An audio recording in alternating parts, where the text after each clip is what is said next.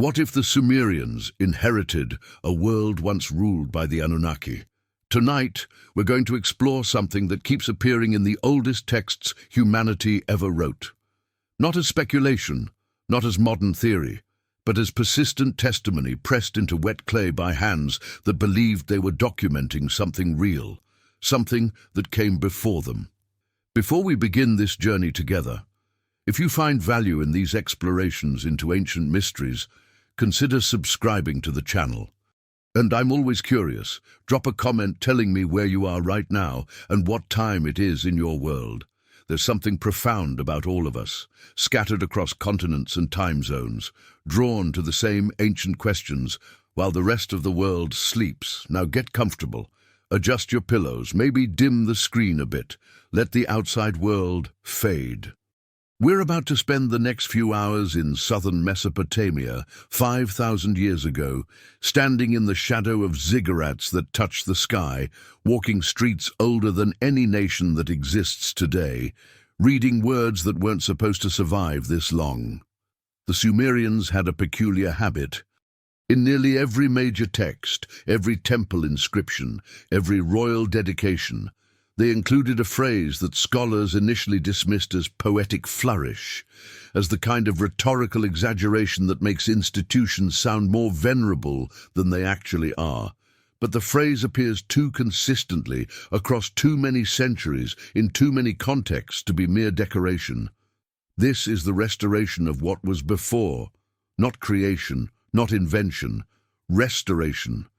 As if everything they built, every city, every canal, every temple, was an act of reconstruction. As if they were rebuilding something that had already existed once, in a time they could barely remember, but refused to forget. In the British Museum, behind thick glass in a climate-controlled room, rests a clay tablet no larger than your hand. Its catalogue number is K3473. Excavated from Nineveh in the 1800s, copied from older Sumerian sources that no longer exist. The cuneiform pressed into its surface tells a story that appears in dozens of variations across Mesopotamian literature. But this version is among the oldest we have. It describes the world before the flood, not metaphorically, not symbolically, with the same matter-of-fact tone you'd use to describe yesterday's weather.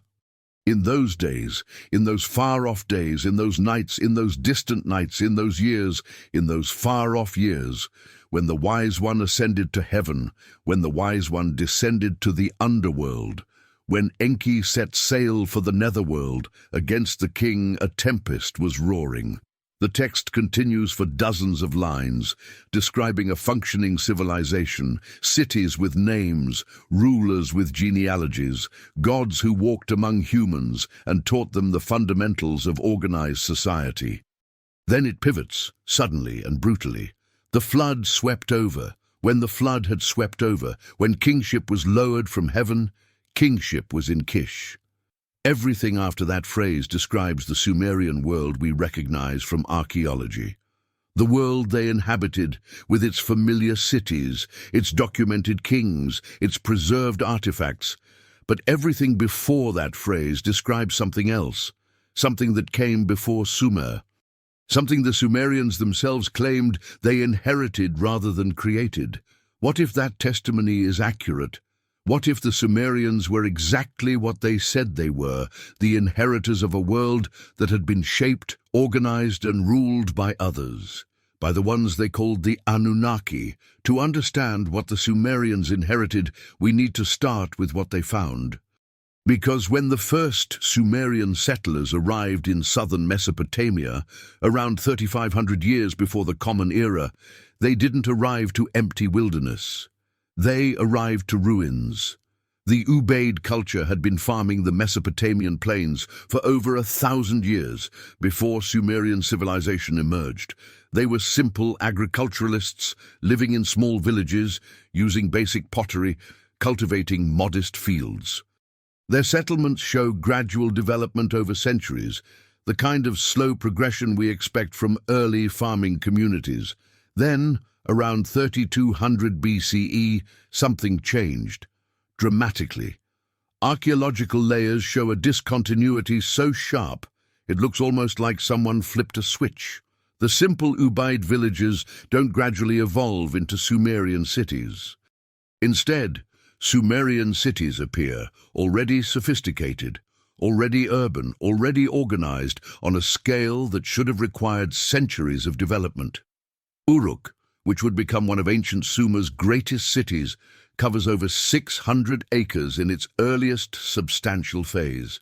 Its defensive walls, constructed from millions of standardized mud bricks, run for nearly 10 kilometers. Inside those walls, residential districts are separated from industrial zones. Temple complexes occupy elevated platforms. Streets are laid out in organized patterns that facilitate drainage and traffic flow. This level of urban planning doesn't emerge spontaneously. It requires surveying, mathematics, administrative organization, labor management. It requires people who already know how to build cities because they've done it before or because someone taught them how. When archaeologists excavate beneath Sumerian building foundations, they sometimes find older foundations, not Ubaid structures, which were simple and small, but substantial architecture that predates the Sumerian occupation. Walls that were already ancient when Sumerian builders incorporated them into new constructions. Platforms that had been deliberately buried and built over, as if the new city was being raised on the skeleton of an older one. At Eridu, traditionally considered the oldest Sumerian city, excavations revealed 17 occupation levels stacked like geological strata. The earliest temple, dating to around 5000 BCE, shows architectural sophistication that appears fully formed. Central altar, organized offering niches, precise orientation, no awkward proto-temple beneath it, no evidence of trial and error, just competence from level 1. The Sumerians themselves acknowledged this. Their foundation texts don't say, "Here we established the first temple." They say, "Here we restored the temple that was founded in ancient times." The distinction is crucial. They're not claiming to be pioneers, they're claiming to be renovators.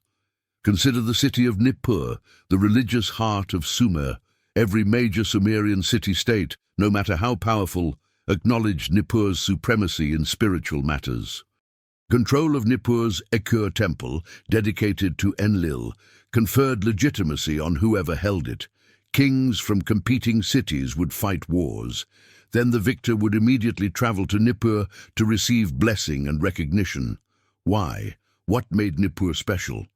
According to Sumerian texts, Nippur was special because it was old. Not old in the sense of being the first Sumerian city, but old in the sense of existing before Sumer. The temple inscriptions at Nippur repeatedly reference the ancient plan and the original design, as if the city's layout followed a blueprint that predated its builders. One inscription from the Ekur temple, carved during the reign of Ur-Nammu around 2100 BCE, but referencing much older traditions, states explicitly, "The house whose foundation was laid in the primeval time, the Ekur, mountain house, whose platform was raised before the flood." Before the flood. Not a metaphorical flood. The flood, the one that deposited 2.5 meters of sterile clay across southern Mesopotamia around 2900 BCE. The one that Leonard Woolley excavated beneath the royal cemetery at Ur in 1929. The one that appears in the geological record at Shuruppak, at Kish, at Eridu. The Sumerians built their holiest temple on foundations that survived a catastrophe.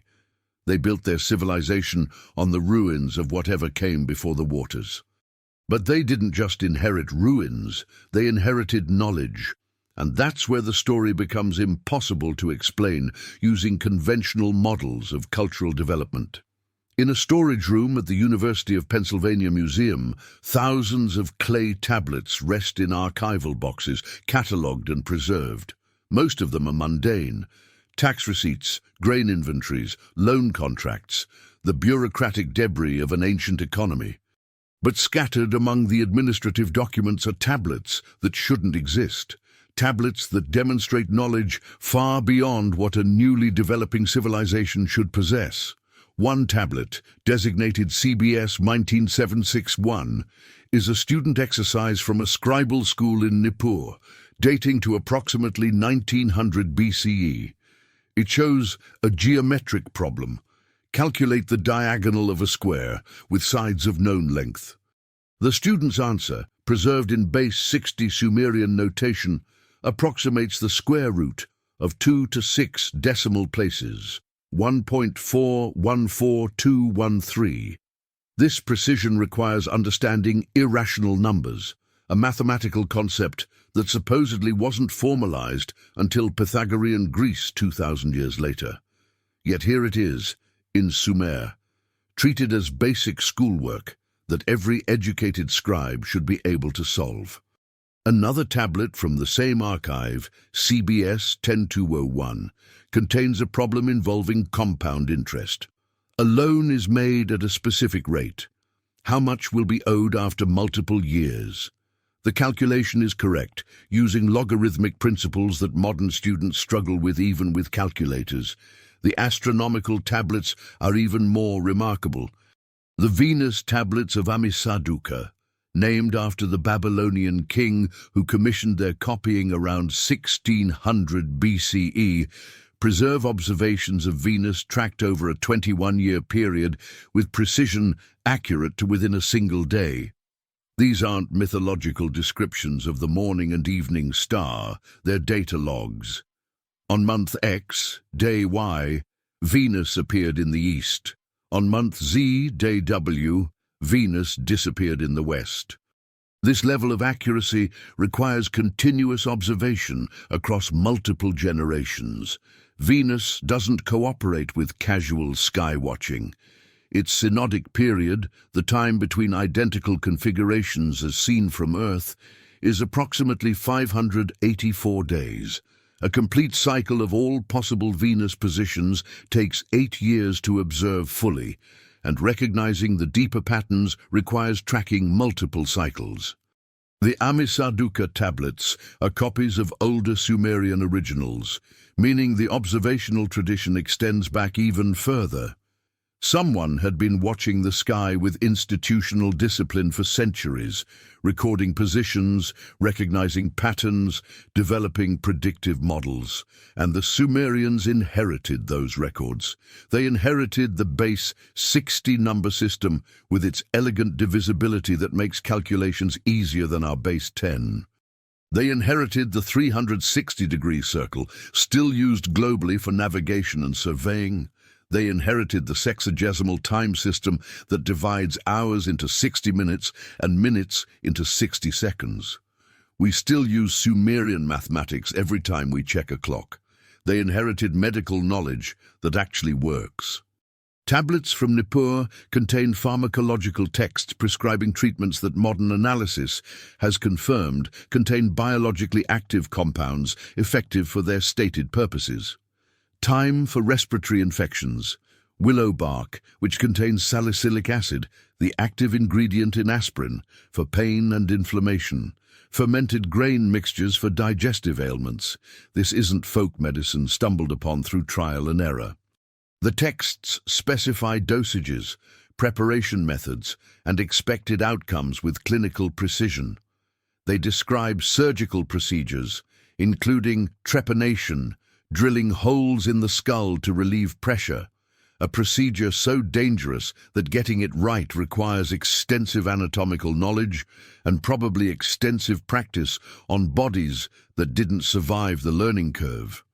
Where are those bodies? Where are the centuries of medical mistakes buried in the archaeological record? Every medical tradition we've studied shows clear evidence of its developmental phase. Early Egyptian medical texts contain treatments that don't work alongside treatments that do, showing the process of figuring out what helps and what doesn't. Chinese medical texts preserve debates between different schools of thought, competing theories being tested against each other. Sumerian medical texts appear already refined, already effective, as if the experimentation phase happened somewhere else, somewhen else. and only the successful results made it into Sumerian practice. The same pattern appears in their agriculture. Irrigation in Mesopotamia is extraordinarily complex. The Tigris and Euphrates don't flood predictably like the Nile. Their behavior is erratic, sometimes flooding catastrophically, sometimes barely rising at all. Managing water in this environment requires careful calculation of gradients, precise construction of canals and levees, constant maintenance to prevent salt buildup that poisons soil. Mesopotamian irrigation tablets, the earliest we have, describe systems that work.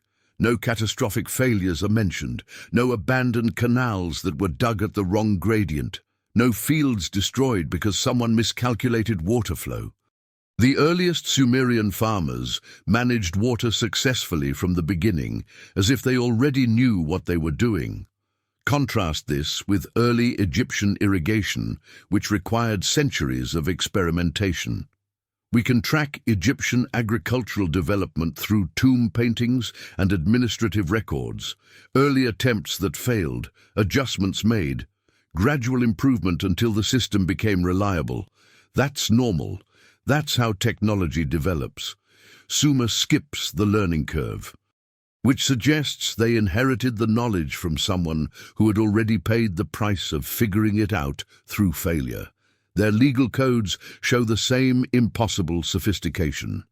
The laws of Ur-Nammu, dating to approximately 2100 BCE, and the earlier laws of Urukagina from 2300 BCE, contain jurisprudence that distinguishes between intentional and accidental harm, that recognizes different social classes with corresponding legal obligations, that includes appeal processes and evidentiary standards.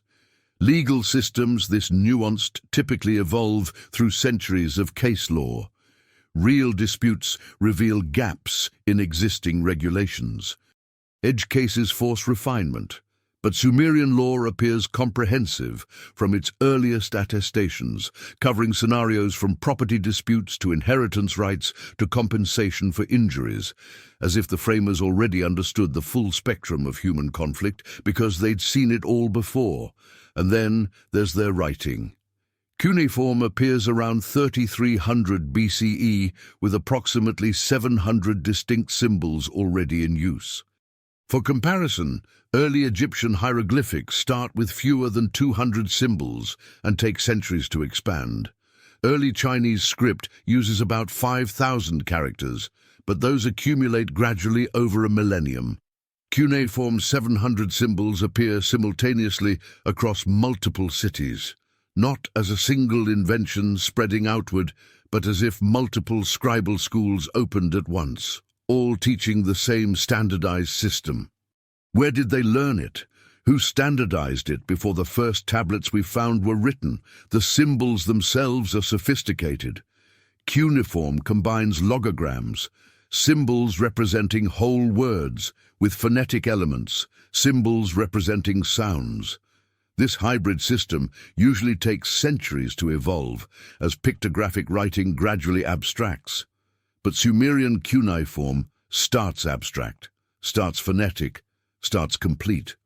There should be proto-cuneiform, awkward transitional tablets where scribes are still figuring out how to represent complex ideas. Where are they? Every other writing system leaves developmental debris, ambiguous symbols, inconsistent usage, competing systems tried and abandoned. Sumerian leaves none of that.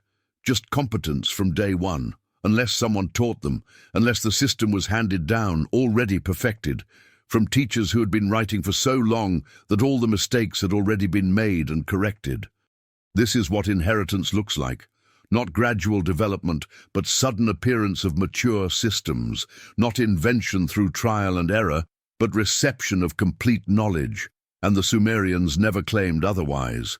In their own words, pressed into thousands of tablets across dozens of cities, over thousands of years, they consistently described their knowledge as given, as descended from heaven, as taught by the Anunnaki. Who were these Anunnaki? the beings the Sumerians credited with shaping the world they inherited. The word itself, Anunnaki, has been mangled by modern interpreters, twisted to mean things it never meant. Popular books and television shows translate it as those who from heaven came, implying extraterrestrial origin. But that translation has no linguistic basis whatsoever. Anunnaki derives from An, the sky god Anu in later Akkadian, combined with elements meaning offspring, descendants, or those of royal blood. The word literally means princely offspring of An, or children of heaven.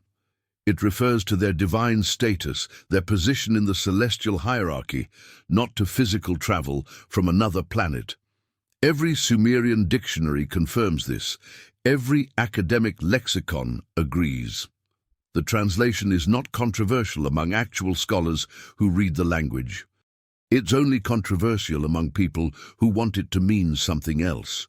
But who the Anunnaki were, according to Sumerian texts when read honestly in proper context, is both more complex and more interesting than alien visitors. The Anunnaki appear across thousands of tablets as the great gods, the senior deities who govern cosmic affairs. They're not a separate species. They're the administrative tier of the divine realm. They have names, genealogies, specific responsibilities, and individual personalities. Enki, the Sumerian god of wisdom, fresh water, and craftsmanship, is called the leader of the Anunnaki in numerous texts. His domain is the Abzu, the primordial freshwater ocean beneath the earth from which all rivers and springs flow. But more importantly, he's credited with organizing human society. One hymn from Eridu states, Enki placed in order the sacred divine powers. He made the earth produce. He directed the building of houses. He directed the laying out of settlements. He spread the pickaxe and the basket. Not metaphors. Tools, construction, city planning. Another text describes Enki teaching humanity irrigation. Enki directed the waters of the Tigris and Euphrates. He established the marshlands. He organized the work of cultivation. He filled the farms with prosperity. These are practical instructions, agricultural techniques, water management knowledge necessary for civilization in Mesopotamia. Enlil, another prominent Anunnaki, god of air, storms, and ultimately kingship, is described similarly. Enlil brought forth the seed of the land from the earth. He organized the work of plowing and sowing. He established the cattle pens and sheepfolds. Animal husbandry, agriculture, the skills that enable settled life. Ninmah, sometimes called Ninhursag or Nintu, the birth goddess, is credited with the actual creation of humanity, working alongside Enki. The creation myths describe her mixing clay with divine essence, shaping forms, bringing humans into existence for the explicit purpose of maintaining civilization so the gods themselves wouldn't have to labor. These aren't distant, abstract cosmic forces. They're active participants in Sumerian history, credited with establishing institutions, teaching skills, organizing society. And the Sumerians treated them as historical figures, not metaphorical ones. The king lists include them in dynastic sequences. The Sumerian king list, that controversial document with its impossibly long reigns, lists 8 kings who ruled 5 cities before the flood. Then it states, the flood swept over. When the flood had swept over and kingship was lowered from heaven, kingship was in Kish. After the flood, the kings are human, or at least more plausibly human.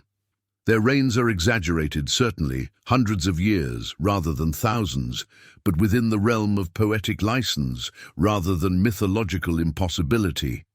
Before the flood, the kings are different. Their names suggest divine or semi-divine status. Their reigns are measured in Sar cycles, units of 3,600 years that likely encode astronomical periods rather than literal lifespans. But the structure of the list treats pre-flood and post-flood rulers as part of the same continuous sequence. The format doesn't change, the style remains consistent. The document doesn't distinguish between myth and history because from the Sumerian perspective, it was all history. History of different types, perhaps. Cosmic history versus human history, but history nonetheless.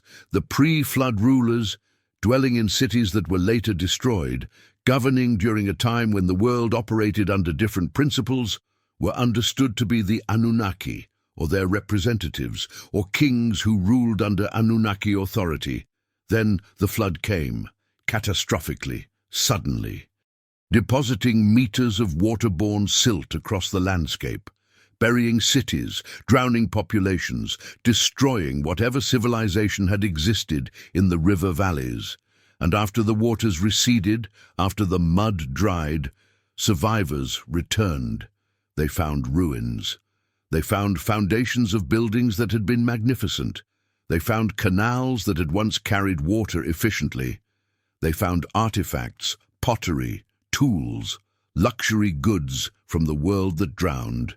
And they rebuilt, using the old foundations where they could find them, following the old canal routes where they were still visible, incorporating salvaged materials into new constructions, building on top of ruins because the ruins showed them where cities could successfully exist, where water could be managed, where civilization could survive.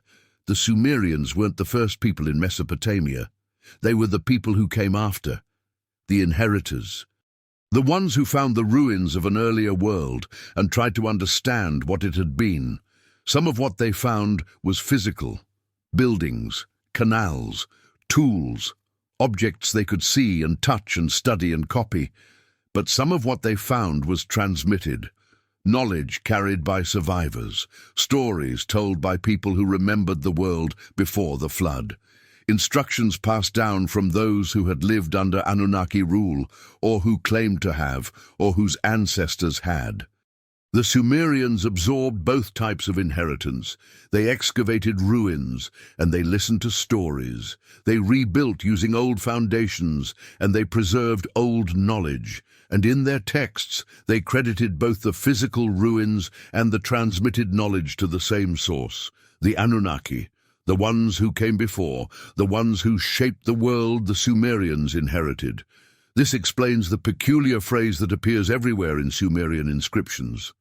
This is the restoration of what was before. They were being literal. They were restoring, rebuilding, recovering, inheriting.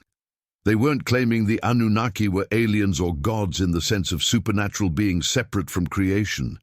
They were claiming the Anunnaki were rulers, organizers, teachers, beings who possessed knowledge and used it to shape civilization before catastrophe destroyed what they'd built. Whether those rulers were literally divine or human elites, later deified, or something in between, the Sumerians treated them as real, as historical, as the ones who made the world organized and prosperous before the flood swept over, and everything had to begin again. And if we take that testimony seriously, if we read it as documentation rather than fantasy, we have to ask, what was that earlier world like? The one the Anunnaki ruled, the one the Sumerians inherited fragments of.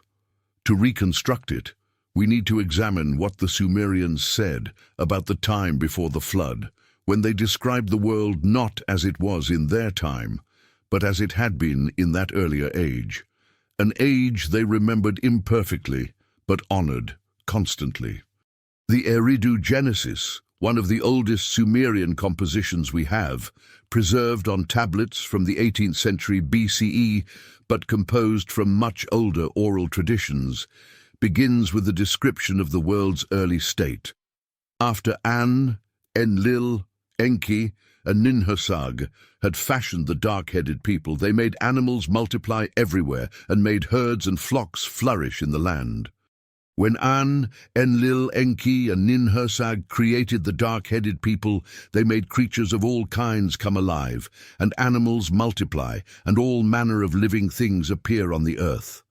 The text then describes the establishment of 5 cities: Eridu, Bad Tibira, Larak, Sipar, and Shuruppak. Each city is given to a specific deity. Enki receives Eridu, Ninmah receives Bad-Tibira. The text lists the cities in sequence, describing how kingship moved from one to another, how civilization expanded across the landscape. Then, abruptly, the flood swept over. After the flood swept over, when kingship was lowered from heaven, kingship was in Kish.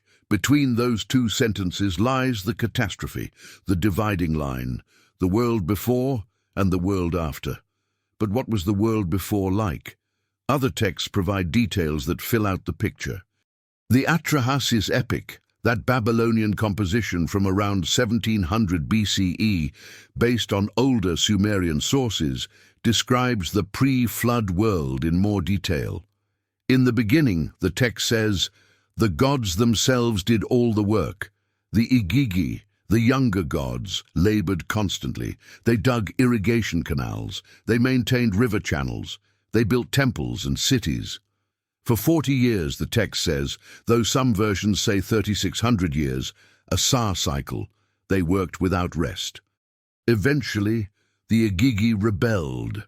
They burned their tools, surrounded Enlil's temple at Nippur, and refused to continue. The senior gods, the Anunnaki, convened to address the crisis. They needed workers, but they couldn't force divine beings to labor eternally without provoking civil war among the gods. Enki proposed the solution: create a substitute workforce. Beings intelligent enough to perform complex tasks but not divine, so they could be commanded without rebellion. Humanity. The text describes the creation process in procedural detail. Nintu, the birth goddess, takes clay from the Abzu. She mixes it with the blood of a slain god, Ila, whose ghost, his essential nature, his intelligence, will animate the clay. She shapes forms, she speaks incantations, she gestates the first humans, but they're flawed. The Enki and Ninmah text describes the trial and error phase. The first humans have defects. Some can't control bodily functions, some can't speak clearly. Some have poor vision or paralyzed limbs. Enki assigns roles to each based on their capabilities, but the process continues. More attempts, more refinements. Eventually, functional humans emerge, capable of reproduction, capable of labor, capable of maintaining the world. And for a time, the system works. Humans farm, build, dig canals, maintain temples. The gods are freed from manual labor. Civilization flourishes across Mesopotamia under Anunnaki supervision. This is the world the pre-flood king list describes. The world where kingship had descended from heaven and rulers governed for impossibly long periods. Not because individual humans lived 30,000 years, but because the age itself was different. Time was measured differently. Rulership was organized differently. The relationship between divine authorities and human populations operated under different principles. The texts consistently describe this era as one of direct divine involvement. The Anunnaki didn't rule from distant heavens. They dwelt in temples in physical cities. They issued instructions that human administrators carried out. They taught skills directly: irrigation, mathematics, astronomy, writing, law. This isn't primitive people attributing their own inventions to gods out of modesty or lack of imagination. This is testimony, repeated across hundreds of texts, carved into stone meant to last forever, copied generation after generation by scribes who treated these accounts as history, not fiction. According to these texts, the pre-flood world was organized, prosperous, sophisticated, and stable. Under Anunnaki guidance, humanity had learned to manage water, grow crops, build cities, record information, resolve disputes, track celestial movements. Civilization functioned. But it wasn't perfect. The texts also describe problems. Humanity multiplied. Population grew. Cities became crowded. Noise increased. The Atrahasis epic is explicit about this. The gods, particularly Enlil, became disturbed by human noise. The constant activity, the clamor of crowded cities, the sound of countless humans living and working disrupted divine rest. Enlil tried to reduce the population through plagues, droughts, and famines. Each time Enki intervened, finding ways to help humanity survive. The conflict between Enlil's desire for order and quiet and Enki's compassion for his creations escalates through the epic until Enlil makes a final decision. Flood, total, overwhelming, wipe the slate clean, start over or don't start at all, but end the noise. The gods swear oaths not to warn humanity, but Enki finds a loophole, speaking to the reed walls of Atrahasis' house, while Atrahasis listens inside. Build a boat, take your family, take animals, take seeds, survive. The flood comes. For 7 days and 7 nights, water pours from the sky. Rivers overflow, the plains become an ocean, cities drown, fields disappear. Everything the Anunnaki had organized, everything humanity had built under their guidance, vanishes beneath the water. And when the waters recede, the world is different. The direct Anunnaki rulership is over. The age of gods walking among humans has ended. Kingship is lowered from heaven again, but now it's truly human kingship. The rulers who follow are mortal, fallible, limited. The Anunnaki retreat to their temples, becoming more distant, less directly involved. They still govern cosmic affairs, still decree fates, still judge the dead, but they no longer walk the streets teaching farmers how to irrigate fields. That knowledge, if it's to survive, must be preserved by humans now. Passed down through apprenticeship, written into tablets, maintained through institutions. This is the transition the Sumerians inherited. They came after the flood, finding ruins of the world the Anunnaki had organized. They salvaged what they could. Physical ruins became new foundations. Transmitted knowledge became their technology. Stories about the pre-flood world became their mythology. But they never forgot that it had been real, that the ruins were evidence, that the knowledge proved someone had known these things before Sumer existed. That the world they inhabited had been shaped by others, organized by the Anunnaki, destroyed by catastrophe, and left for them to restore. Every temple they rebuilt on ancient foundations was an act of restoration. Every text they copied from older sources was preservation. Every ritual they performed according to instructions that began with "from ancient times" was continuity. They weren't inventing civilization. They were maintaining it, keeping it alive, ensuring that what had been built before the flood wouldn't be completely lost. And in their writings, they made certain we would know. They told us repeatedly, explicitly, consistently. This knowledge was given. These cities were restored. This world was inherited. The Anunnaki came before us, organized this land, taught our ancestors, ruled until the flood, and then withdrew, leaving us to carry on. We've spent a century and a half treating those statements as mythology, because accepting them as history would require rethinking everything we believe about civilization's origins. But what if the Sumerians meant exactly what they said? The question brings us to perhaps the most provocative evidence of all. Evidence that exists not in what the Sumerians wrote, but in what they couldn't write. The gaps in their knowledge that shouldn't exist if they invented everything themselves. The blind spots that only make sense if they inherited incomplete information. When you inherit something, you don't get the full story. You get fragments, pieces, the parts that survived whatever catastrophe separated you from the original source. And when you look carefully at Sumerian knowledge, you find exactly that pattern: extraordinary sophistication in some areas, peculiar gaps in others, the signature of inherited rather than developed knowledge. Consider their mathematics. Sumerian scribes could calculate square roots of irrational numbers to 6 decimal places. They understood compound interest. They could solve complex geometric problems involving irregular shapes. Their base 60 system demonstrates sophisticated number theory, but they had no concept of zero as a number. They understood empty space, absence, but they didn't develop a symbol or placeholder for zero as a mathematical entity. That innovation came later, independently in India around the 5th century CE, and in Mesoamerica even earlier. Why would a mathematical tradition sophisticated enough to handle irrational numbers lack something as fundamental as zero? Because they inherited a system that was already complete for its purposes. The base 60 notation they used didn't require zero for the calculations they needed to perform, so they never developed it. They used what they were given without extending it.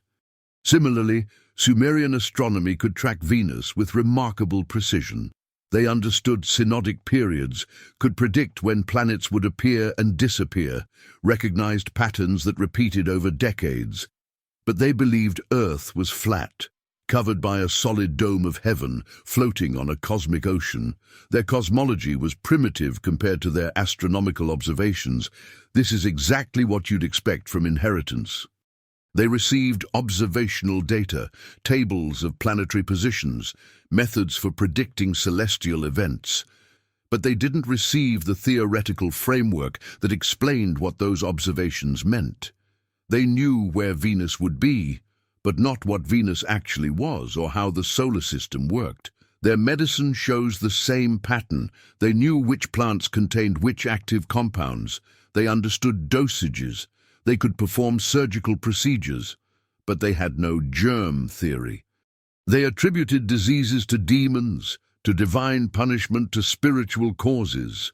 The treatments worked, but the explanations were mythological, inherited knowledge, effective practice without underlying theory, knowing what works without understanding why.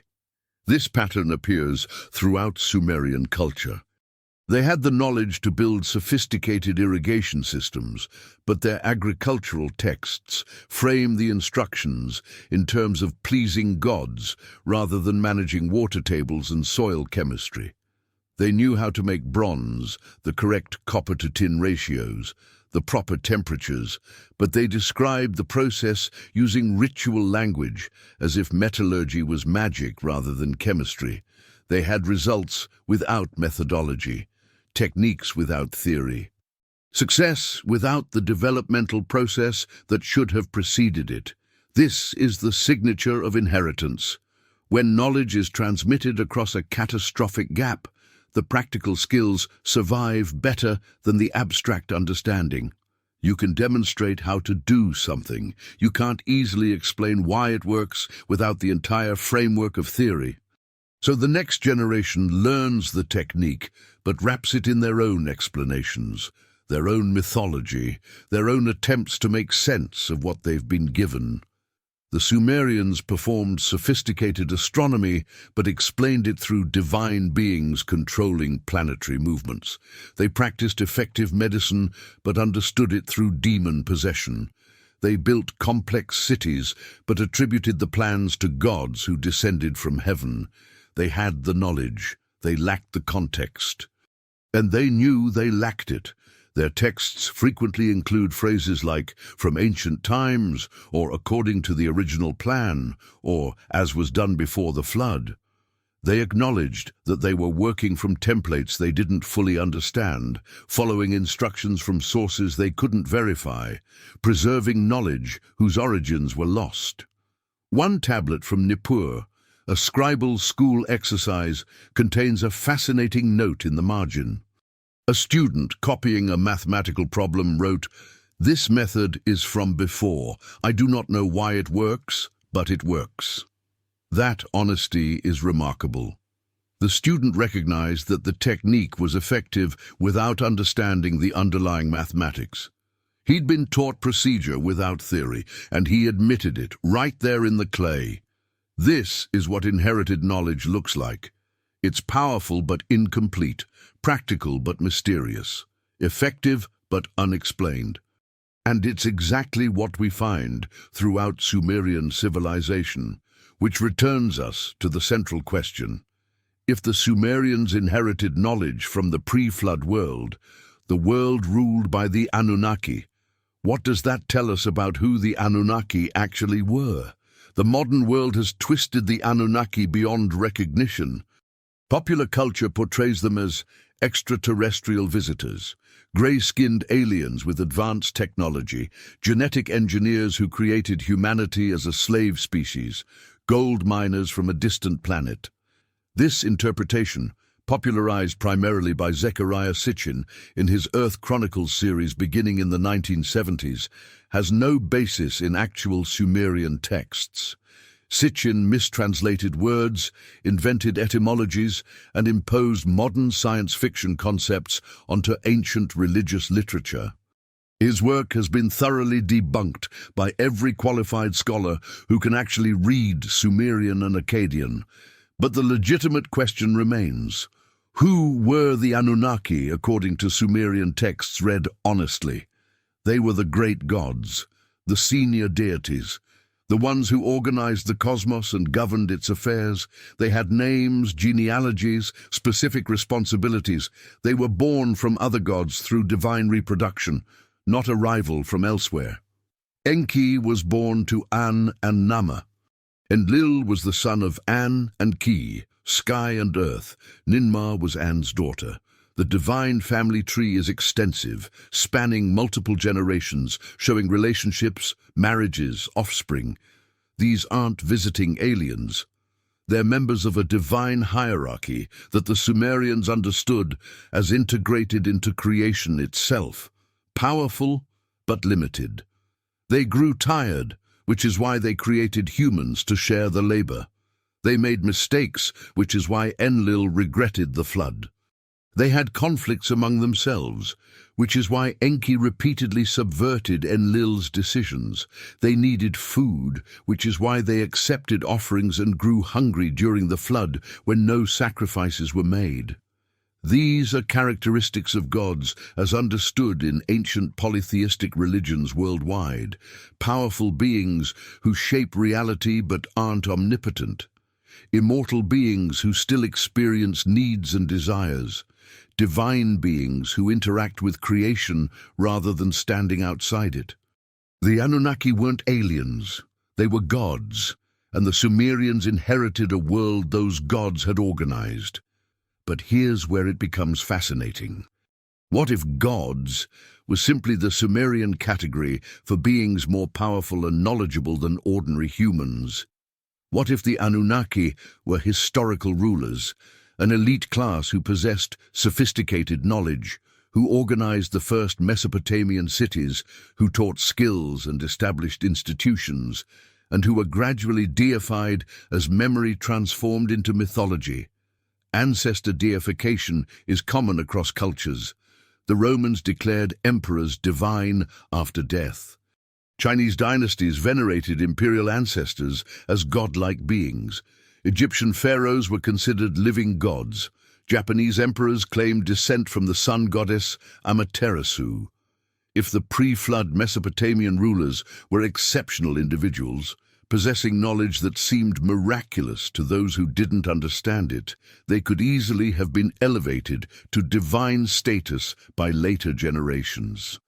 Their actual achievements, organizing irrigation, teaching mathematics, establishing law, would be preserved in mythology, but their human nature would be forgotten, replaced by divine attributes. The Sumerians, finding ruins and inheriting knowledge, would have stories about these earlier rulers. Stories that grew more elaborate with each telling, more fantastic with each generation, until the historical figures became gods, and the organized pre-flood civilization became the age of divine rule. This interpretation fits everything we observe. The Anunnaki have human characteristics because they were human. The pre-flood world was sophisticated because human rulers organized it. The knowledge was passed down because survivors of the flood transmitted what they knew. And it was attributed to gods because that's how pre-literate societies preserve important memories, by elevating them into sacred narrative. The Sumerians inherited a world once ruled by the Anunnaki. Those rulers, whether literally divine or exceptional humans, later deified, organized Mesopotamian civilization before catastrophic flooding destroyed their world. The Sumerians coming after found ruins, salvaged knowledge, rebuilt on old foundations, and preserved stories about those who came before. They called it restoration because that's what it was. They credited the Anunnaki because the Anunnaki, whoever they actually were, deserved credit. They maintained continuity with the pre-flood world because they understood themselves as inheritors of that world, responsible for preserving what had been built before. And they wrote it all down, pressed it into clay, preserved it through millennia, so that we, 5,000 years later, could read their testimony and understand what they were telling us. This is not the beginning. This is what we managed to save. But there's one more layer to this story. One more piece of evidence that makes the inheritance theory not just plausible, but almost unavoidable. Evidence that exists in language itself, in the tongue the Sumerians spoke, which appears in history as mysteriously as the knowledge they possessed. Language doesn't materialize from nothing. Every tongue we've studied has ancestry, relatives, a family tree connecting it to earlier forms. English descends from Old English, which evolved from Proto-Germanic, which emerged from Proto-Indo-European. We can trace that lineage back 6,000 years by comparing daughter languages. Chinese characters have been used for 3,000 years, and we can watch their evolution from pictographic oracle bone scratches to modern standardized forms. Every stage is documented, every transition preserved. Arabic, Hebrew, and Aramaic are clearly related Semitic languages that share vocabulary and grammar, descending from a common ancestor. We can reconstruct that ancestor by analyzing the similarities and differences. Even isolated languages like Basque, which has no known living relatives, show internal evidence of development. Different dialects, loan words from neighboring languages. Historical change we can track through written records. And then there's Sumerian. Sumerian appears in written form around 3300 BCE with no precursor, no parent language, no family tree. Linguists call it an isolate, a language with no known living or dead relatives anywhere on Earth. This shouldn't be possible. Languages aren't spontaneous creations. They develop from earlier tongues through slow mutation. Even when populations migrate to new environments, their language carries evidence of origin. Vocabulary borrowed from neighbors, grammar influenced by contact, sounds shaped by surrounding languages. Sumerian shows none of this. Its structure bears no resemblance to the Semitic languages that surrounded it. Akkadian, Assyrian, Babylonian, all built on 3 consonant roots. Sumerian doesn't use that system at all. Instead, Sumerian is agglutinative, building complex meanings by stringing together smaller morphemes like beads on a chain. Prefixes, suffixes, infixes attached to root words, modifying meaning and grammatical function. A single Sumerian word can express what English requires an entire sentence to convey. This system resembles Turkish, Finnish, Japanese more than anything spoken in ancient Mesopotamia. But Turkish, Finnish, and Japanese all have linguistic relatives. We can trace their histories, connect them to earlier forms. Sumerian connects to nothing. For over a century, linguists have searched for relatives. They've compared Sumerian to Uralic languages, to Dravidian languages in India, to Caucasian languages in Georgia and Armenia. Every hypothesis fails. The vocabulary doesn't match. The grammar diverges. The phonetic patterns refuse to align.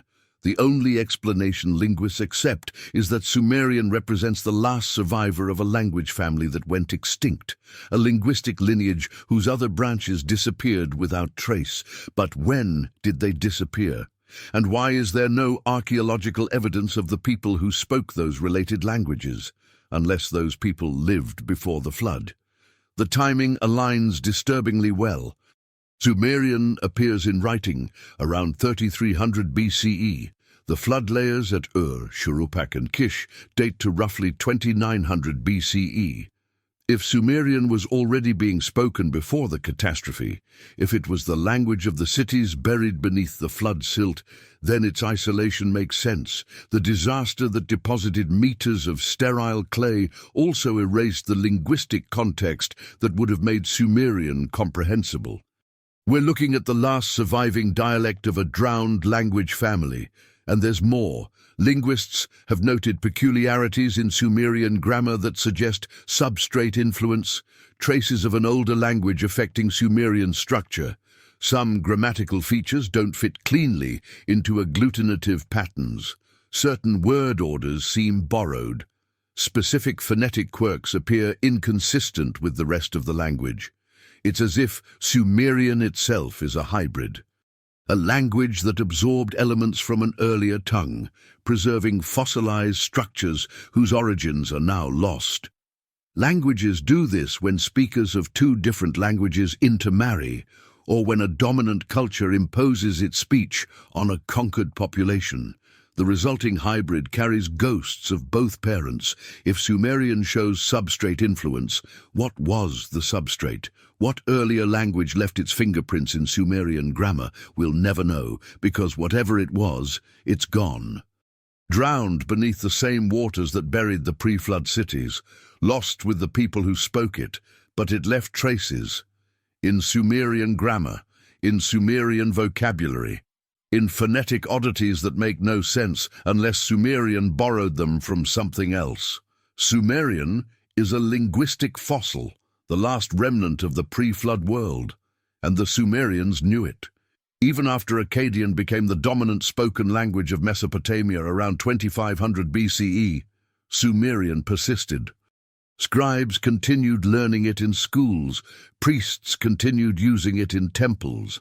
For over 1,000 years, Sumerian remained essential for scholarship and ritual, even though no one spoke it natively anymore. By 2000 BCE, Sumerian was a dead language, like Latin in medieval Europe, but it remained sacred, the key to older knowledge, the speech of ancestors who understood truths modernity had forgotten. Babylonian kings commissioned Sumerian inscriptions to legitimize their rule. Scholars copied Sumerian texts to preserve ancient wisdom. Temples maintained Sumerian liturgies because the gods, they believed, preferred the old tongue. One scribe, copying a Sumerian hymn around 1800 BCE, added a note in Akkadian. The ancient words must not be altered. They contain the wisdom before the Great Change. Before the Great Change, the flood, the transition from Anunnaki rulership to human kingship, the loss of direct divine instruction. The Babylonians themselves didn't fully understand what they were preserving. They simply knew it mattered. That maintaining Sumerian meant maintaining access to something essential. The last cuneiform tablet ever written, dated 75 CE during the Roman Empire, contains Sumerian phrases. By then, Sumerian had been dead as a living language for over 2,000 years. Yet someone, somewhere, still thought it worth writing down. Sumerian is evidence. Proof that something existed before Sumer. Something sophisticated enough to develop complex language. Something organized enough to require written communication. Something that vanished so completely that only echoes survive in a tongue no one understands the origins of. The Sumerians inherited that language along with everything else. They inherited the ruins, the knowledge, the stories, and the words. They maintained all of it because they understood that they were custodians of something larger than themselves, keepers of a world that had been destroyed but could still be remembered. And now we've come full circle. Back to those clay tablets in museum archives. Back to the fingerprints pressed into wet clay by scribes who lived 5,000 years ago. Those scribes inherited a world once ruled by the Anunnaki. A world organized, prosperous, sophisticated. A world that ended when the waters came and everything drowned. They rebuilt on the ruins. They preserved the knowledge. They maintained the language. They copied the texts. Generation after generation, century after century, ensuring that what had been lost wouldn't be completely forgotten.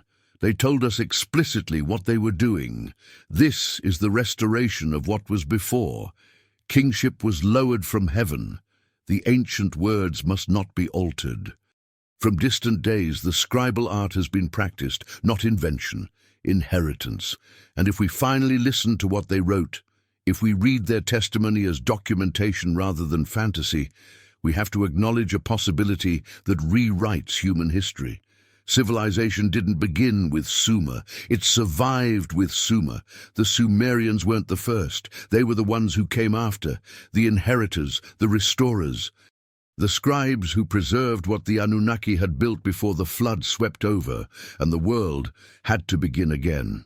And everything they wrote, every tablet they pressed, every temple they restored, was an act of remembrance, a refusal to let the earlier world be completely erased, a determination to carry forward the knowledge, the language, the memory of what had been. They succeeded.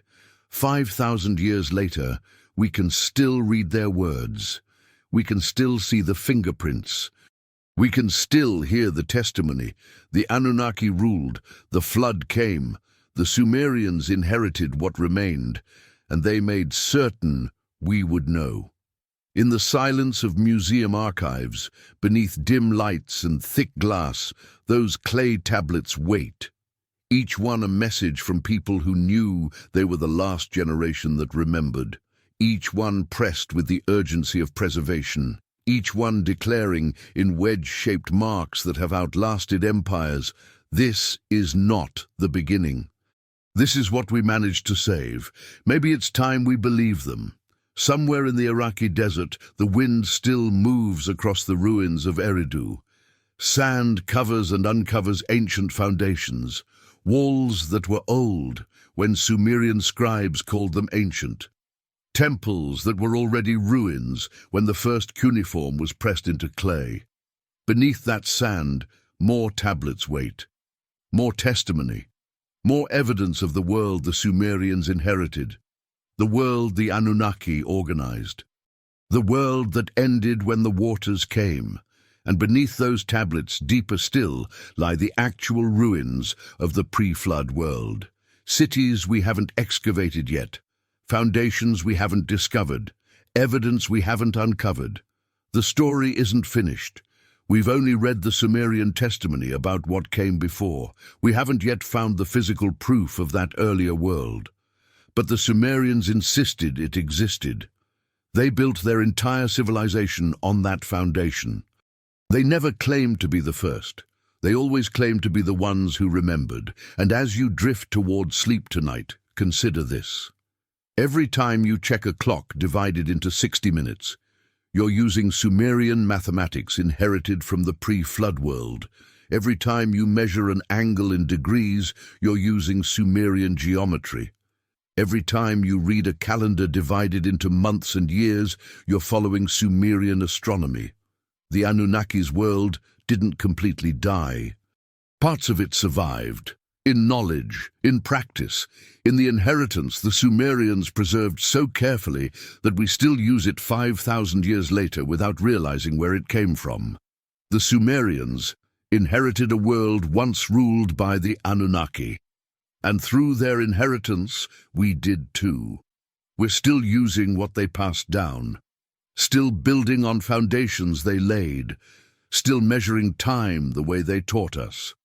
The inheritance continues, the restoration continues, the memory persists. And somewhere in the darkness, clay tablets breathe, waiting for us to finally understand what they've been telling us all along. This is not the beginning. This is what survived. This is what we inherited. This is the restoration of what was before. Sleep well, dream of ancient cities, of knowledge preserved across catastrophe, of scribes pressing testimony into clay while the world crumbles around them. Dream of inheritance, of restoration, of memory that refuses to die. And when you wake, remember, the Anunnaki ruled, the flood came, the Sumerians inherited what remained, and they made certain we would never forget. The inheritance didn't end with knowledge and ruins. It extended into something more subtle, more pervasive, something that shaped every aspect of Sumerian society in ways they themselves might not have fully understood.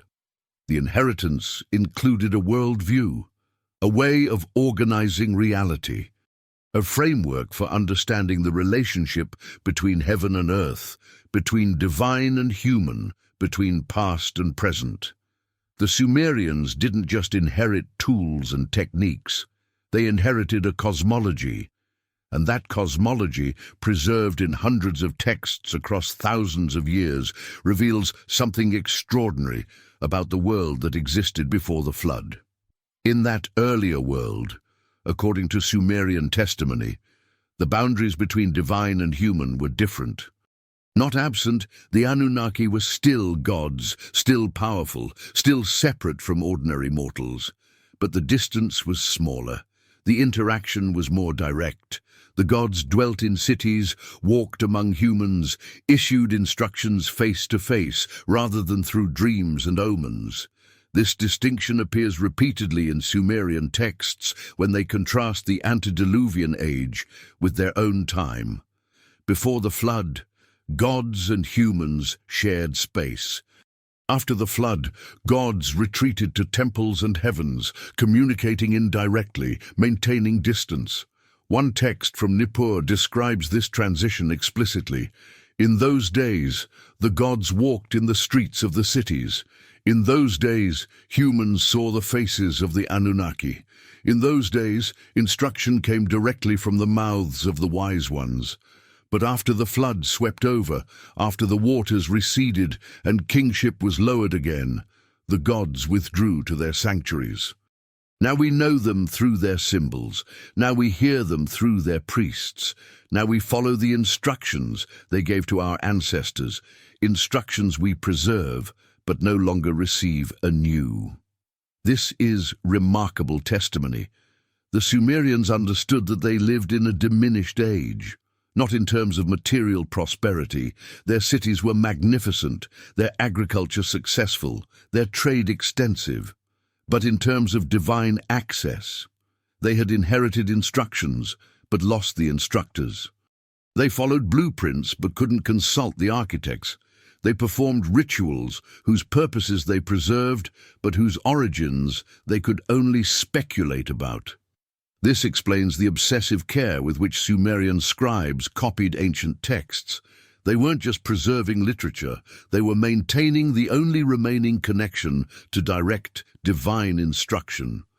If the Anunnaki no longer walked among humans, if new revelation had ceased, then the old revelations became infinitely precious. Every word had to be preserved exactly. Every ritual had to be performed precisely. Any deviation might sever the thread connecting post-flood humanity to pre-flood wisdom. The scribal schools at Nippur, and other major cities trained students through endless copying exercises. The same texts copied hundreds of times by generations of apprentice scribes. Modern scholars initially viewed this as pedagogical inefficiency.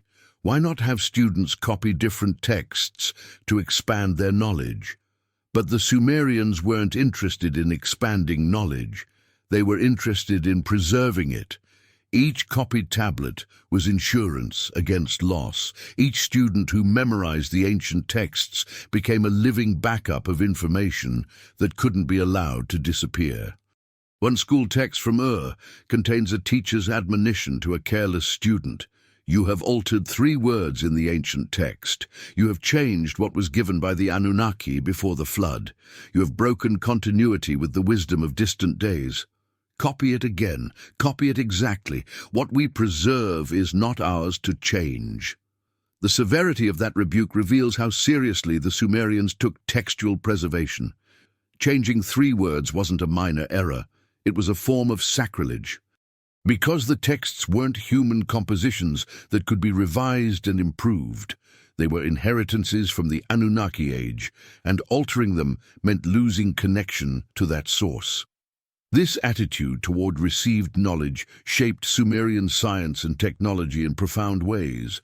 They were brilliant at applying inherited principles. They could use base 60 mathematics to solve complex problems. They could apply astronomical knowledge to predict celestial events. They could implement irrigation techniques that transformed desert into farmland. But they rarely innovated. They rarely extended the systems they'd inherited. They rarely asked why the knowledge worked, only how to apply it correctly. This isn't because they were intellectually limited. Sumerian scribes demonstrated remarkable analytical ability in legal reasoning, in administrative organization, in literary composition. They were sophisticated thinkers. But they approached inherited technical knowledge differently than knowledge they generated themselves. The inherited systems, mathematics, astronomy, medicine, agriculture, were treated as complete, perfect, not to be altered or extended, but to be preserved and applied exactly as received. New knowledge, legal precedents, literary compositions, historical chronicles could be created and modified. But old knowledge, the knowledge from before, was sacred, untouchable. To be maintained but not changed. This conservative approach to inherited technology had consequences. Sumerian mathematics remained based on 60 for 3,000 years, without anyone developing zero. Sumerian astronomy remained observational without anyone developing heliocentric theory. Sumerian medicine remained effective but empirical without anyone developing germ theory. They had the data. They lacked permission to theorize beyond it. Because the data was inheritance, and inheritance was sacred. This raises a fascinating question. If the Sumerians were this conservative about knowledge they'd inherited, how conservative were the people they inherited it from? How much of what the pre-flood civilization possessed had they inherited from someone even earlier? Some Sumerian texts hint at deeper layers of inheritance.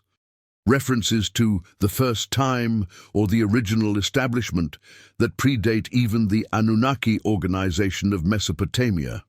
The Eridu Genesis, after describing the establishment of the 5 antediluvian cities, includes a curious passage. These cities were built according to the ancient plan that was laid down when heaven and earth separated.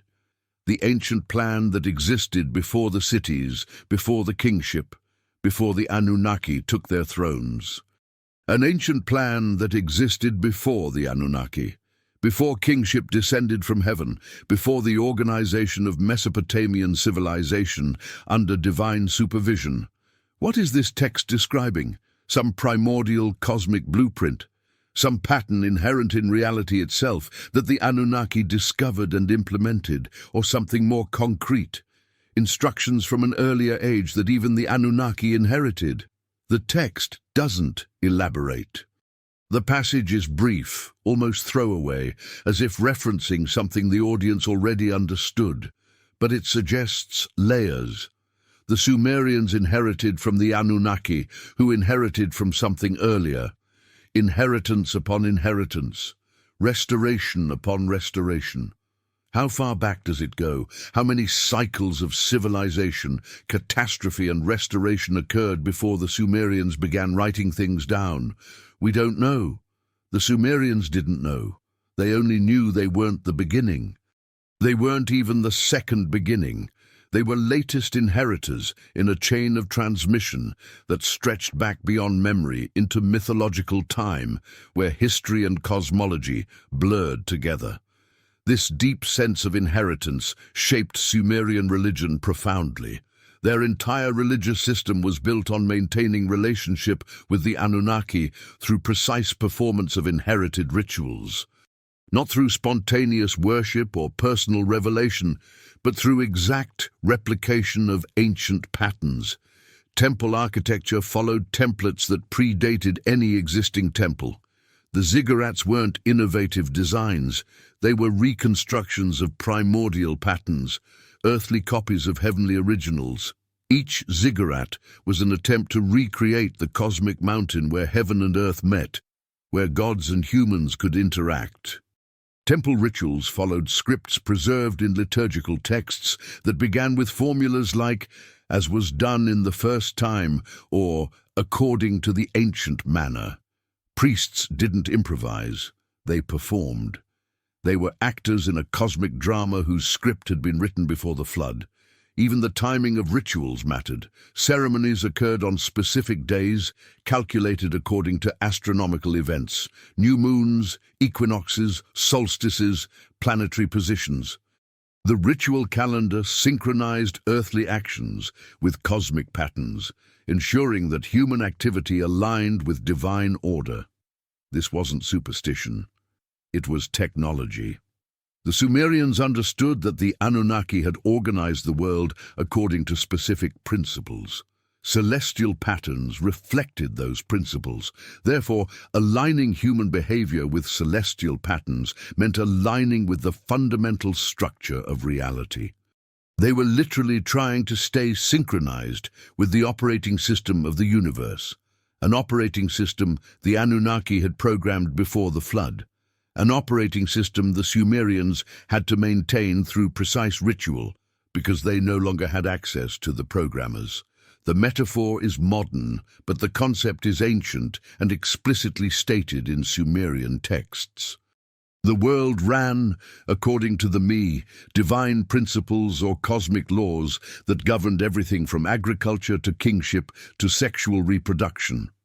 The Anunnaki had established these Me in the beginning, organizing chaos into cosmos, imposing structure on potential. One of the most important Sumerian myths, Inanna and Enki, describes the goddess Inanna traveling to Enki's temple in Eridu and getting him drunk. While intoxicated, Enki gives Inanna over 100 Me divine principles that she then takes back to her own city, Uruk. The myth is sometimes interpreted as political allegory, explaining how Uruk rose to prominence over Eridu.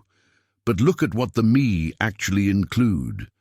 Kingship, priesthood, truth, descent into the underworld, ascent from the underworld, the art of lovemaking, the art of warfare, the craft of metalworking, the craft of leatherworking, the craft of building, the craft of basket weaving, wisdom, understanding, truth-telling, lying, giving judgment, making decisions. These aren't abstract theological concepts. They're specific skills, social institutions, and moral frameworks. The complete toolkit of civilization. And according to the myth, they're transferable. They can be given, stolen, moved from one place to another. They're not natural human capabilities, but divine technologies that must be obtained from the Anunnaki. This myth encodes the inheritance concept perfectly. Civilization isn't natural, it's artificial. It was created by the Anunnaki, organized into specific Me, and those Me must be obtained and maintained through relationship with the divine realm. The Sumerians possessed the Me because Inanna stole them from Enki, but Enki possessed them first. He established them, he organized them, he made civilization possible by creating the fundamental principles that civilization runs on. And where did Enki get them? The texts don't say explicitly, but given that other passages reference the ancient plan and the first time predating even the Anunnaki, the implication is clear. Enki himself inherited them, or discovered them, or received them from whatever source preceded the Anunnaki's organization of Mesopotamia, layers upon layers, inheritance upon inheritance, each generation receiving from the previous, maintaining what they were given, occasionally losing pieces, sometimes salvaging fragments after catastrophe. The Sumerians understood themselves as existing within this vast chain of transmission. They weren't the source. They weren't even close to the source. They were far downstream, receiving waters that had flowed through many channels, carried knowledge that had been copied through many generations, inhabited a world that had been organized by others long ago. This humility is remarkable. Most cultures place themselves at the center of creation stories, humans as the pinnacle of divine attention, our civilization as the intended goal of cosmic development, our time as the fulfillment of ancient prophecy. The Sumerians told a different story. They were maintainers, not creators, custodians, not owners, inheritors responsible for preserving what had been given, but under no illusion that they generated it themselves. This worldview had practical consequences. It meant they took preservation seriously. It meant they valued continuity over innovation. It meant they looked backward for wisdom rather than forward for progress. And it meant they left us testimony, vast amounts of testimony. Thousands of tablets explicitly stating that knowledge was inherited, that civilization was restored, that the world they inhabited had been organized by the Anunnaki in the time before the flood. We've spent a century and a half dismissing that testimony as mythology, as primitive people's inability to credit their own achievements, as pre-scientific thinking that attributed human accomplishments to divine intervention. But what if it's accurate? What if the Sumerians credited the Anunnaki because the Anunnaki deserved credit? What if they described inheritance because that's what happened? What if their humility wasn't false modesty, but honest acknowledgement of historical reality? The archaeological evidence doesn't contradict this interpretation. Sumer does appear suddenly with mature systems already in place. The flood did occur, depositing catastrophic layers of silt across Mesopotamia. Ruins do exist beneath Sumerian cities, foundations older than Sumerian occupation. Knowledge does appear too sophisticated for a newly developing culture. The linguistic evidence supports it. Sumerian is an isolate, suggesting the language of a population isolated by catastrophe from any related speech communities. The substrate influences hint at even earlier linguistic layers now lost. The pattern of knowledge supports it, sophisticated practice without underlying theory. Effective techniques without explaining mechanisms, results without methodology, the signature of inherited rather than developed knowledge, and the testimony itself is overwhelming. Hundreds of texts across thousands of years consistently describe inheritance from the Anunnaki age.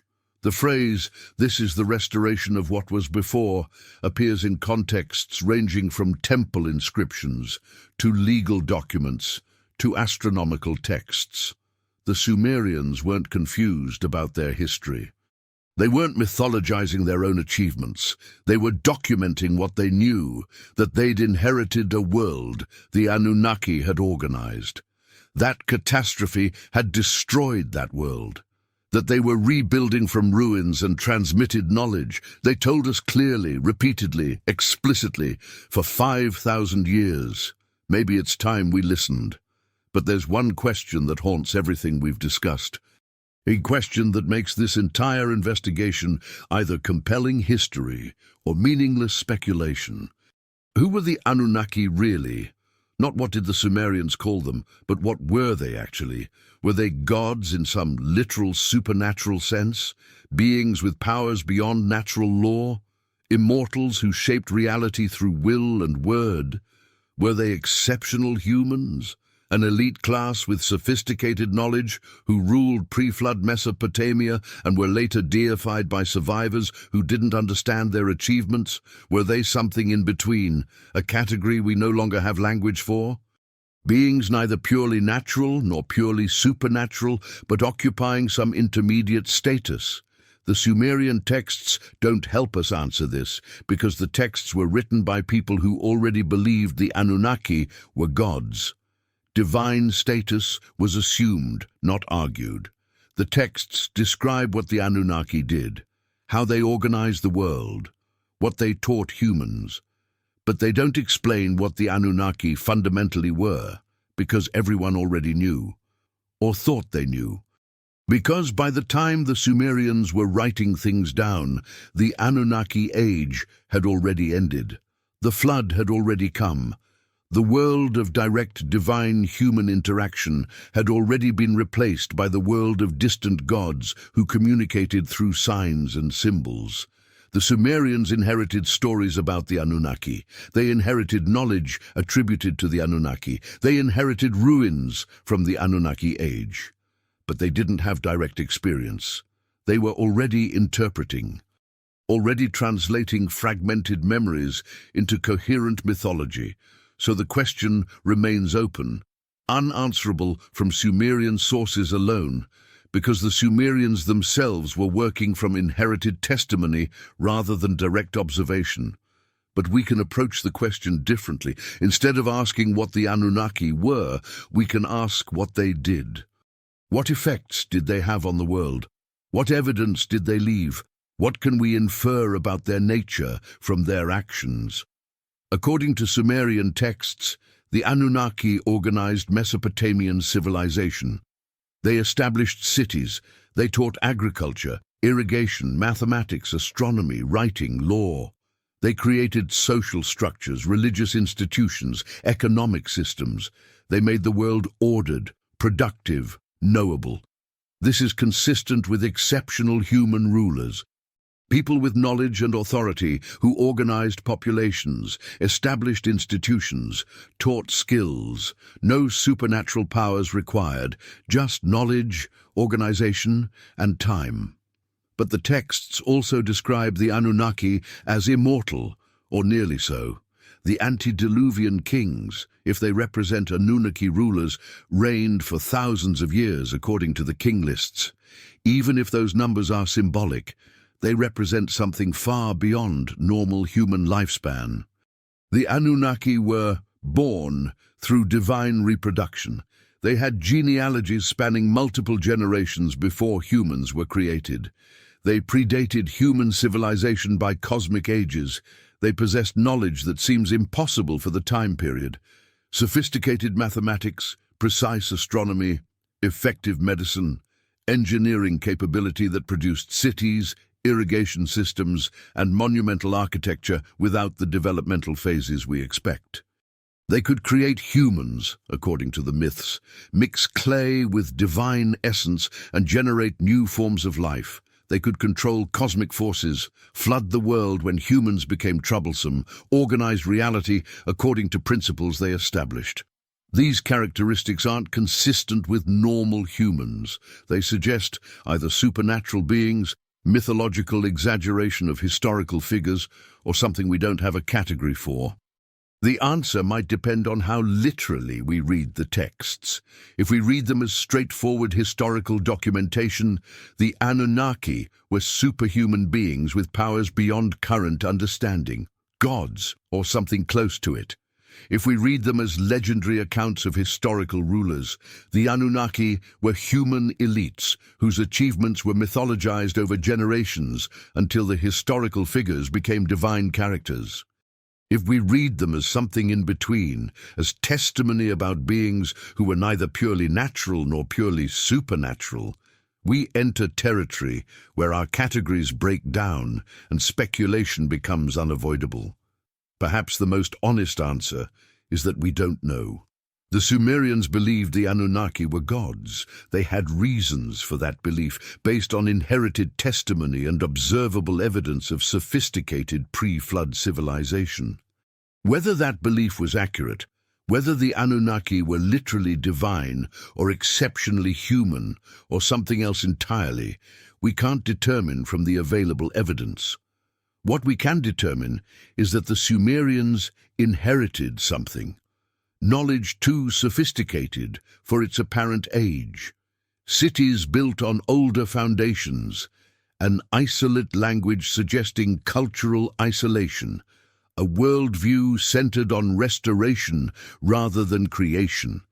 Testimony that consistently describes inheritance from earlier rulers who organized civilization before catastrophe destroyed their world. Someone came before, someone organized, someone taught, someone left ruins and knowledge and stories. The Sumerians called them Anunnaki and credited them with establishing the world that Sumer inherited. Whether those Anunnaki were gods, humans, or something between, they were real enough to leave evidence, real enough to shape history, real enough that 5,000 years later we're still using mathematics they developed, still measuring time by systems they established, still building on foundations they laid. The inheritance continues, the effects persist, the mystery remains. And in museum archives around the world, clay tablets wait, each one pressed by Sumerian scribes who believed they were preserving testimony about real history, each one declaring that civilization didn't begin with Sumer. It was restored by Sumer after catastrophe destroyed what came before. Maybe they were right. Maybe we've been reading mythology where we should have been reading history. Maybe the Anunnaki did rule. Maybe the flood did destroy their world. Maybe the Sumerians did inherit the ruins and rebuild, or maybe the truth is more complex.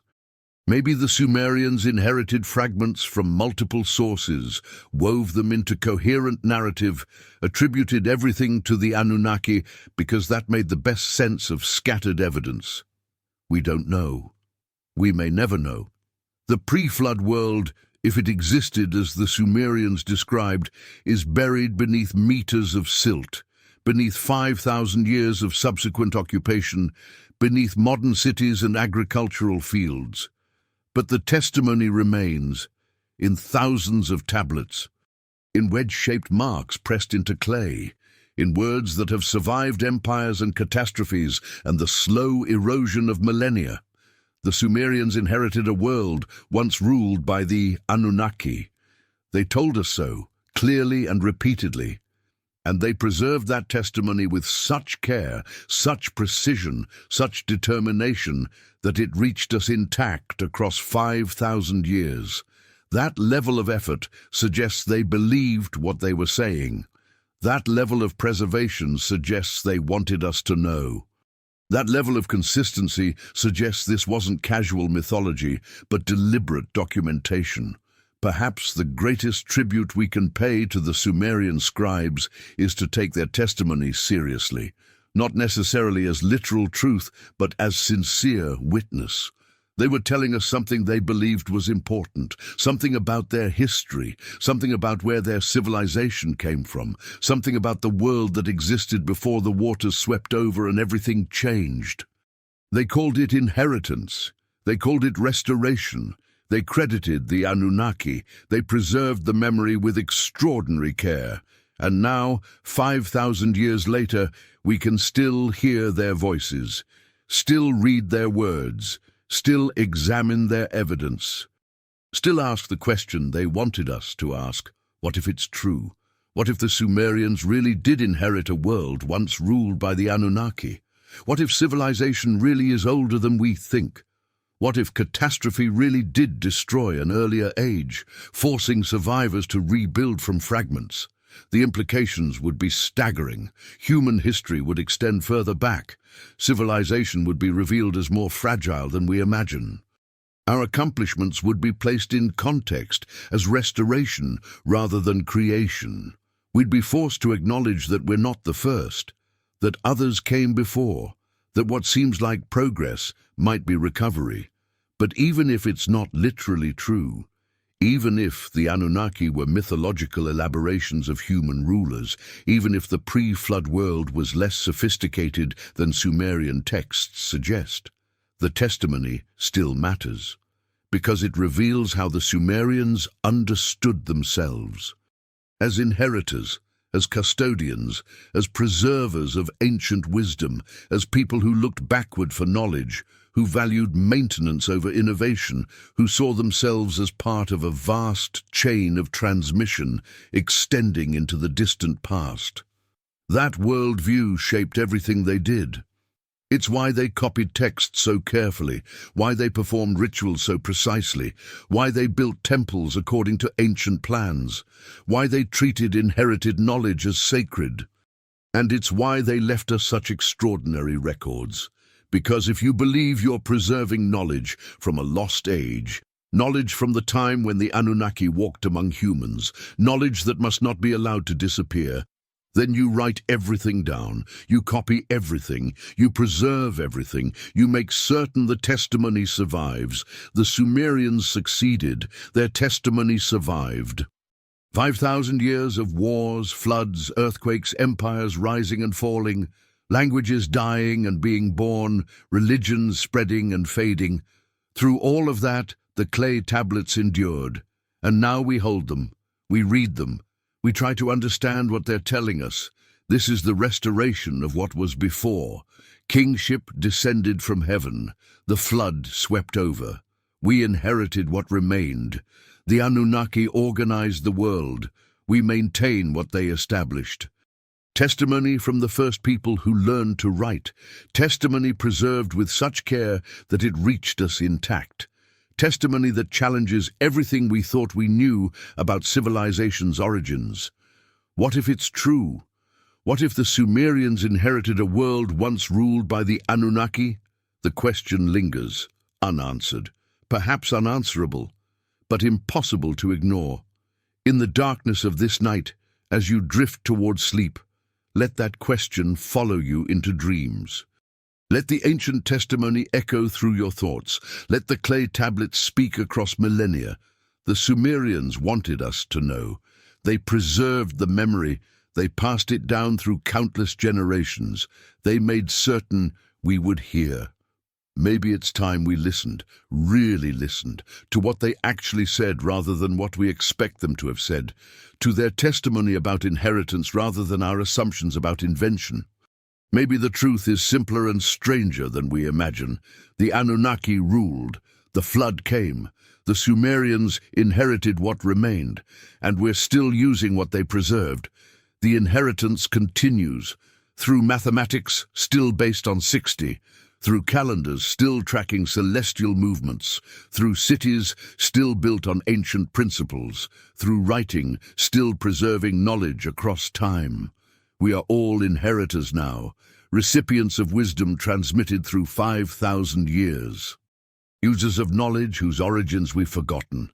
Beneficiaries of an inheritance we didn't know we'd received.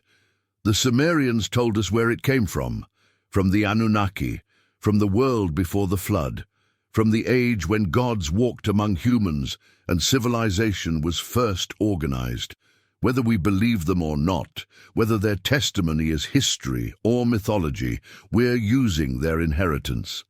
Every day, every hour counted in base 60, every circle divided into 360 degrees. Every written word preserving thought beyond the thinker's death. The Anunnaki's world didn't die completely. It survived in fragments, in knowledge, in practice, in inheritance. And the Sumerians, those careful scribes pressing marks into wet clay, made certain we would know, made certain the testimony would survive, made certain the memory would persist. This is not the beginning. This is what we managed to save. Sleep now. Dream of ancient cities, of knowledge transmitted across catastrophe, of inheritance spanning millennia, of testimony that refuses to die. And when you wake, remember, somewhere beneath the sands of Iraq, more tablets wait, more testimony, more evidence, more stories about the world the Sumerians inherited from the Anunnaki who ruled before the flood. The investigation continues, the questions remain, the inheritance persists, and in the darkness the clay tablets breathe, waiting for us to finally understand. This is the restoration of what was before. And we are the latest inheritors, 5,000 years downstream, still using knowledge we didn't create, still building on foundations we didn't lay, still part of a chain of transmission that stretches back beyond memory into the age when the Anunnaki ruled and the world was young. Sleep well. The ancient testimony has survived this long. It can wait for morning. It can wait for understanding. It has waited 5,000 years already. It can wait a little longer.